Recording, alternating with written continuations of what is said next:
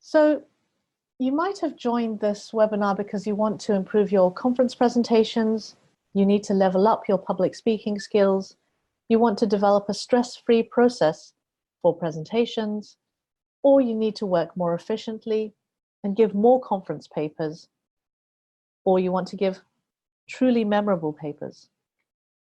By the end of today's session, you'll have insight into how to use the presentation creation process for your research. You'll have an understanding of how to use body language and voice to communicate effectively. You'll have some tips for using slides and other props, rules for timing your talk, and the single most important thing for giving a conference paper with impact. I've skipped too far there. So over the last few years, I've sat and listened to hundreds of conference papers, and I remember only a handful. What I've done is taken those and distilled them into a few points that, if you apply them, will improve your presentations.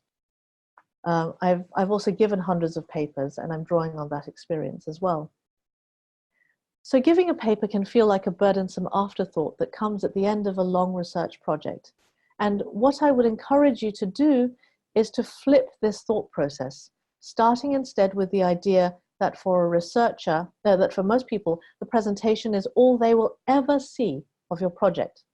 It's how they will judge you as a researcher, deciding whether they will collaborate with you, offer you work, or ask to publish your paper. If you think about it, the presentation should actually be the starting point of your research. One way to leverage this, then, is to start a project by submitting an abstract to a conference or book project.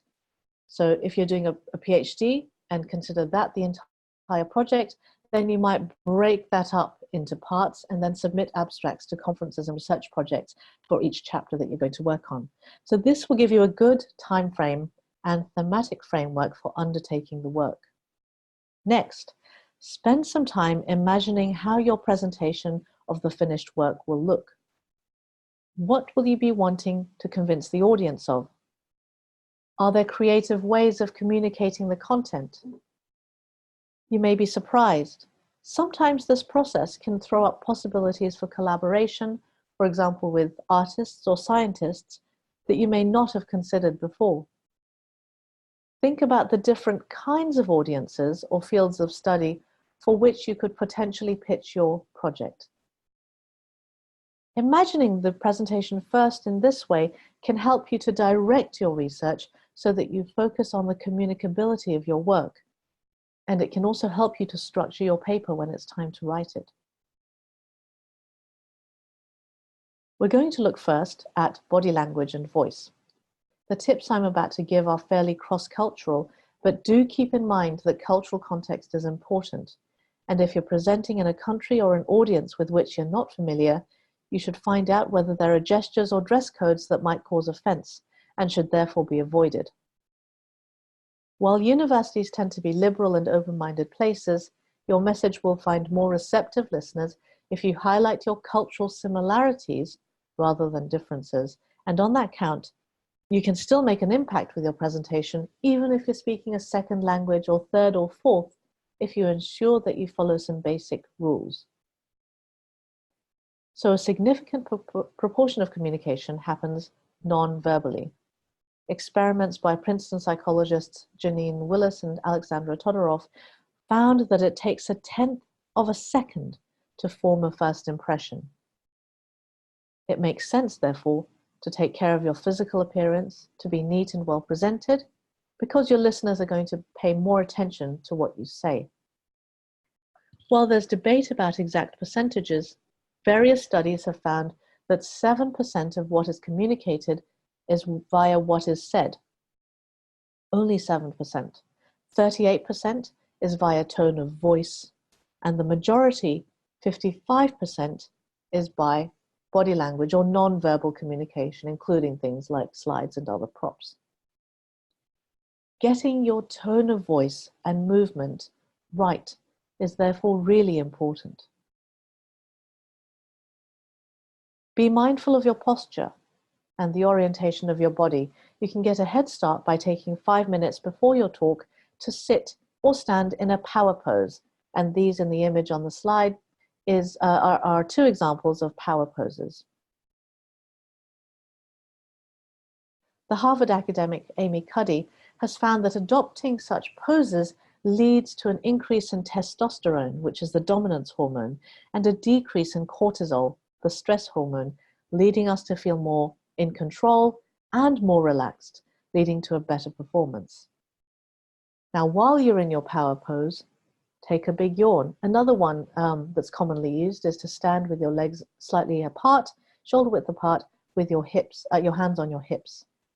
Now take a big yawn. This helps to relax the jaw and the diaphragm, to expand the lungs and take in air. Next, breathe in through your nose into your diaphragm, which is above your stomach, and slowly out through the mouth. And repeat this 5 times to relax your speaking muscles. Then do whatever else you need to do in order to be focused before your talk. This might include vocalization techniques and mindfulness meditation, which we don't have time to cover here, but which I'm happy to help you with one-to-one. When you walk up to the front of the room, you'll make the right impression before you even open your mouth. Smile. Look at the audience, making eye contact. And briefly. So keep in mind that in Anglo-Saxon cultures, avoiding eye contact altogether indicates that the person is being untruthful or lacking certainty. In Latino and Asian cultures, however, prolonged eye contact indicates hostility and aggression, or even sexual interest. You're going to have to gauge the audience. If you're not sure, I recommend scanning the room just above people's heads. This is also helpful if you're a naturally shy speaker, or if there's a very large audience, because it gives people the impression that you're being inclusive of everyone in the room and connecting. Make sure that you're not too far away from your audience and that you orient your body as you speak so that you've faced everyone there by the end of the talk. You don't want to address just a certain segment of your audience and leaving everyone else feeling excluded. If you're not from a Western culture, it's worth noting that in English-speaking cultures and in Europe, people use their faces more. They use a wider range of expressions and more exaggerated expressions, as well as more gestures. If you're not from an Eastern culture, it's worth noting that in Asian cultures, using exaggerated facial expressions and broad hand gestures can be perceived as aggressive or threatening or erratic.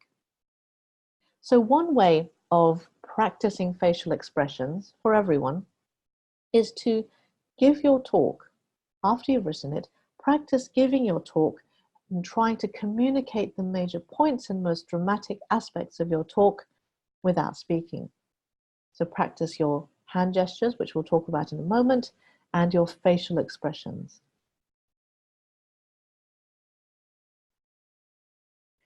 A study by Anderson and Klofstad has found that we tend to ascribe leadership to voices that have a lower pitch.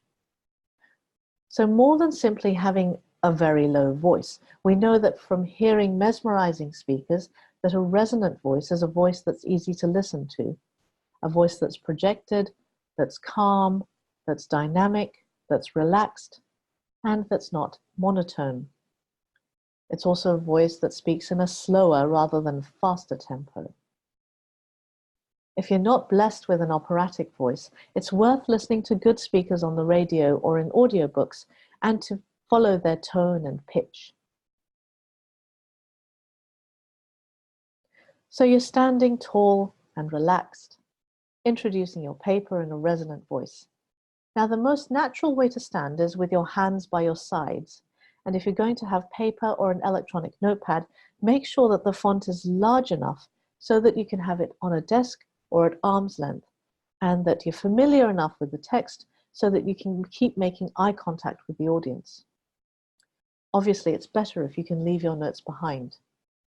If you're standing, Make sure you use the space that's available at the front of the room or on the stage, walking from one side of the room to the other without pacing up and down. Now, gestures. Spencer Kelly, who's a professor of psychology and neuroscience at Colgate University, says that gestures make people pay attention to the acoustics of speech. They emphasize your speech. So along with voice, facial expressions, posture, and positioning, it makes sense then to take time to practice your hand gestures. And this is particularly important if you're from a culture that doesn't use very much in the way of hand gestures or facial expressions. I'm going to show you a short video now of the most useful and natural gestures for public speaking. And of course, there are many more that we don't have time to cover today. One of the key things to remember is to keep your gestures within your personal space. And this is from the top of your chest to the bottom of your waist. Your arms can be outstretched to the sides, to your sides. And also, the bigger the audience, the wider your arms are going to have to be stretched out in order to be inclusive. If you start gesturing outside this zone, however, particularly upwards and outwards, it's going to start looking erratic. I'll switch over to using the video now. Be a good communicator, you really should. Here explaining, welcome back to the author of Human Lie Detection and Body Language 101, Vanessa Van Edwards. Good to have you back again here. This is really interesting because when you think of hand gestures, you usually think of the things that people flash when they're mad at you. And those aren't the good ones. Those aren't the good ones. So we want to take this in a different direction. Right? Yeah. So most people don't realize that our hand gestures are actually very important for our charisma. Right. They show intention, they show explanation. They show a lot of trust. When we see hands, we get really nice. We think, oh yeah, we understand them, we see them. So right. I wanted to go over a couple of hand gestures you could use in your elevator pitch, when explaining things, when talking. It's really important. But like the elevator pitch, what is that? So the elevator pitch is how you answer what do you do. Okay. And most people have a sort of script. Right. I do this, I do that. When you're explaining what you do, actually, the more you can integrate your hands, the more memorable you become. Okay. All right. So here's we'll start with easy. Okay. First, anytime you mention a number, you should always show that number. So I work with 3 different kinds of people, or there are 4 different parts to this project. Even when you're talking with kids, I can actually help. It's almost like an anchor or a hook. That makes sense. Because when they see the number, it's almost like hand gestures underline or bold your words. Okay. So anytime you mention a number, you want to say 3, 4, 5, 10. Right. Always, that's easy one. Use your hands. Okay. Piece of cake. The second one is a little bit more complicated. So this is increase, decrease. So one thing you can do with your hands, if you're talking about a really big growth, you can actually show that growth. Or if it's a little problem, no big deal. Oh, wow. It actually takes down the anxiety. Yeah. Saying, this is no big deal. It's very small. Right. You'll deal with it right away. Or this is a big problem. It's that this whole thing makes a lot of sense. Right. It really does. And you notice it on television with actors. Right. It gets to the point much quicker because you go, oh, it's a really big deal. Right. Or if I were to say it's a really big deal, oh yeah, your brain's like, whoa, yeah, it just scrambled your brain. But the impact is huge. Exactly. Yeah. So increase, decrease. You can go growth, like gosh, he's growing so much. Right. Right. Wow. Yeah. So increase, decrease. The third one is if you are talking about something emotional. The easiest way to do this is to actually gesture anywhere in your heart region. So our heart region, right in the middle of our chest. If you say, "This is so important to me," anytime you can feel it when you say that. Anytime someone gestures in this area, it's almost like they're saying, "Pay attention. Right. This is important to me." So if you're explaining something to a spouse or a child and you say, "Look, it really means something when you do that to me," it's almost like a highlight of underline to say, it really matters. Right. So heart gesture, anywhere in here. Okay. 4. So this is about division. So our hands actually can help people keep track of an explanation. So let's say, for example, I'm talking about 2 different groups. We're in an election year, Republicans and Democrats. Anytime we're talking about Republicans, I can actually hold Republicans right here. So Republicans think this, they believe this. Okay. But Democrats, they think this, they believe this. So you can actually use your hands to help people keep track of the concept that you're talking about. So right, Republicans, you can say, so mom thinks this, dad thinks this. Yeah, dogs, cats. Right, exactly. And so it actually helps people. It's like a cliff notes. Right. It's a way for someone to keep, especially if you have someone who's on their smartphone, they're not really paying attention. They can just look up and see which hand you're holding. Wow. And you know what? Someone mentioned too that using hand gestures helps them learn a foreign language. Yes, and that's because there is a feedback loop between our gestures and our own understanding. So even if you're learning something, you're trying to keep two things straight. Yeah. You could even say, like, if you were trying to remember something, like, I have to do this thing. And if you keep your hand like this, you will remember when you go down. Oh my gosh, I'm going to be using that a lot. I'm forgetting a lot of things, so I'm going to use that one. Okay. So now, we talk about division. You can also bring things together. So you can also say, you know, we were apart on this, but then we came together on it. Or, you know, the Republicans and Democrats are Republicans. These are Republicans. Republicans and Democrats are coming together on this issue. That's not going to happen. Right. But it's going to happen. My hands. Yes, and so that's a really good way to show, like, you have a job where you say, you know, I match people with their perfect home. Oh my God. Right, Yeah. you can say that. Right. Or I love to teach wonderful books to students. Right. Or anytime you're bringing things together. So that's kind of an interesting These one. are really good. Yeah. And the sixth one is emblem. So culturally in this culture, A-OK, thumbs up, and pointing. Now I just want to say, those are all great gestures. See, everything's good. Yeah. You can highlight that. A lot of people do that. All's good. The only one I would say is be careful with pointing. Yeah. So pointing is a very kind of aggressive gesture. So if you're going to do it, I'd much rather you point with your hand open. Okay. That is why politicians are trained to do this. So if you look at old tapes of politicians, most of them, they speak and they point like this. Actually, they've been trained to point like this. That's because, what is it? It's a partial thumbs up gesture. Right. So it looks like everything's good. Right. And it's less aggressive than a point. So That that's why, certainly is. Yeah. that's why they do that. So, Okay. so you can use that too. Okay. And the last one is you, me, we. So you, me, we. So you can actually use your gestures to bring people together.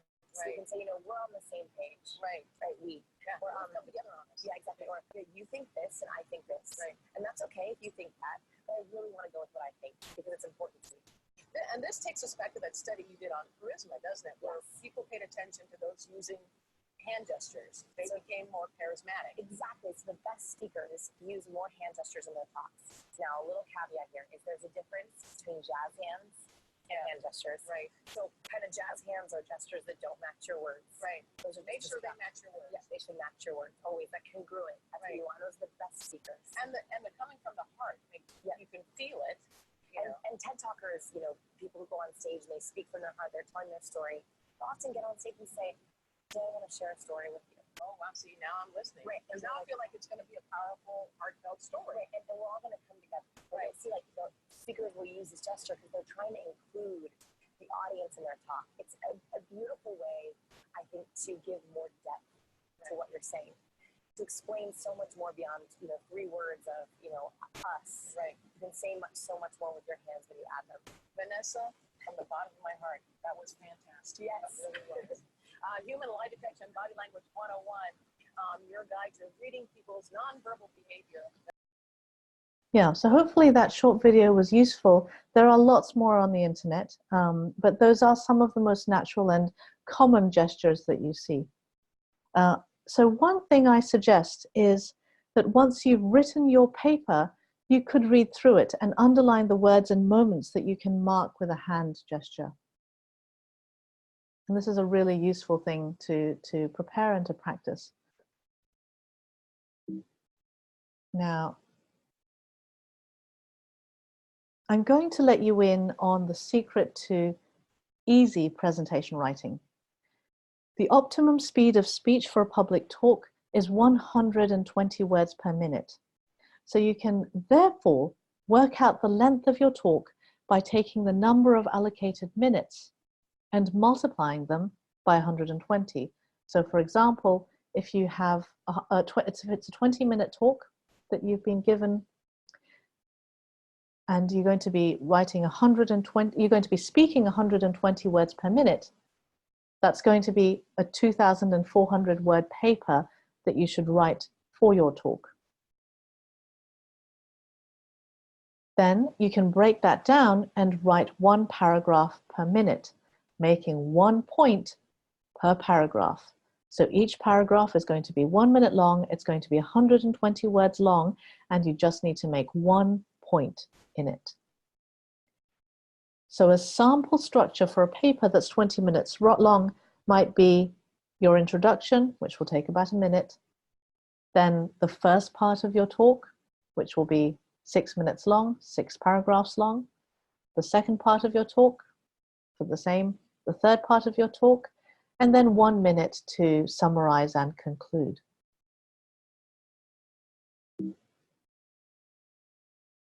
So if you follow the timing, let's move back for a second.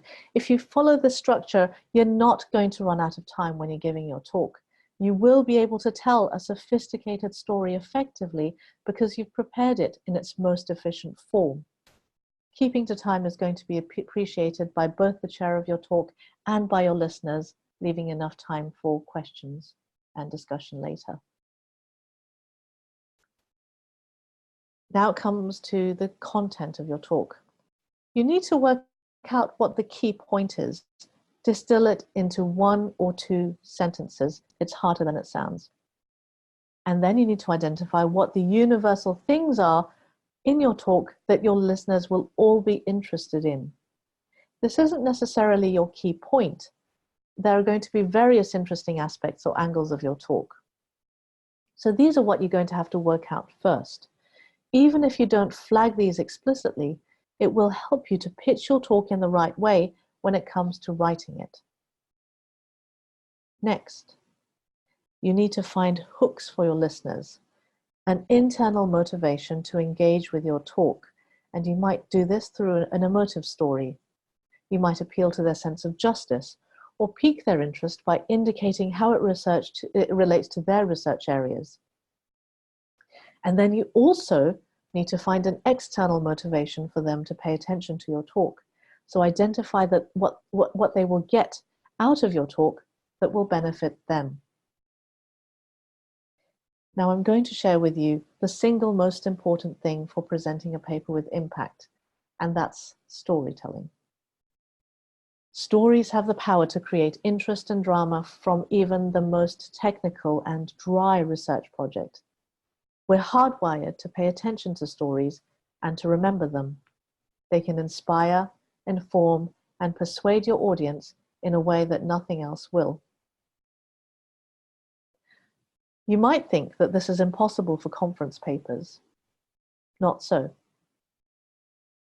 You could start with a personal story of your relationship to your research, your motivation, your research journey, the obstacles you faced, and your discoveries. You can find the drama in your research topic. So this might be the impact that a law or policy has had on ordinary people, or a historical event, or the development of current events. To craft your story, there are certain things you can do. Describe your setting. This can be very specific or broad. It can be geographical, jurisdictional, historical, or in the present day. This is going to make it memorable for your audience. Next, identify the key characters in your story. This could be academics, politicians, members of the public, parties to a case, animals, institutions, the list goes on. They all have different roles in your story. Your next step is to elaborate the points of conflict or drama between your characters. There will be a plot, a sequence of events that leads to an outcome. And then there will be a key theme and minor themes that run through the story. Law reform, corruption, reunification, independence, freedom, and so on. Use humor if you can. The reason why storytelling is so effective is that it allows you to speak naturally, to tap into emotions, and to convey your message in a package that people will remember. And it evokes an emotional response in your listeners, which in turn embeds your story into their long-term memory. So emotion is what makes a presentation memorable. We've covered appearance, tone of voice, and body language and story. There are also props you can use to draw on your audience's sense of sight, sound, smell, and touch. While it can be difficult to think of props to use when you're giving a paper on, for example, law reform, there may be some instances where you can bring in archival documents or objects to pass around, to use videos, original audio recordings, and so on that will help to bring your topic to life a little bit more. PowerPoint, of course, is the most frequently used prop. So here are some basic rules for using it effectively. The first thing is to create your slides last after having written your paper. Use a consistent themes in terms of colors and so on. Use more images than text. Use text in a large font that's easy to read. Use lots of graphics and images that evoke emotion. Use slides to support your points, not to make them. Make 1 point per slide. And finally, don't forget to include your contact details on the last slide so that once you've given your presentation, people do know how to get in touch. To create conference papers with impact, you therefore need to practice your basic nonverbal communication. It's the most important tool in your kit. You need to follow the rules for the effective use of props, including PowerPoint, and you need to think conceptually to construct a story that will make your work memorable. Here's a 5-point checklist for your conference paper. Identify the potential outlets and audiences and readers for your research. Work on nonverbal communication techniques, including posture, voice, eye contact, positioning, and gestures. Work out your audience's internal and external motivations for listening to your presentation. Turn your research and arguments into a story and work on your props. So you now have insight into how to use the presentation creation process for your research. You should have some understanding of how to use body language and voice to communicate effectively. We've looked at using slides and other props, and I've given you some rules for timing your talk and techniques for storytelling in presentations. Now, each of these topics is quite big in itself, and I might do further webinars that looks at them in more detail. But in the meantime, if you want help to create conference papers with impact, do get in touch with us after the session.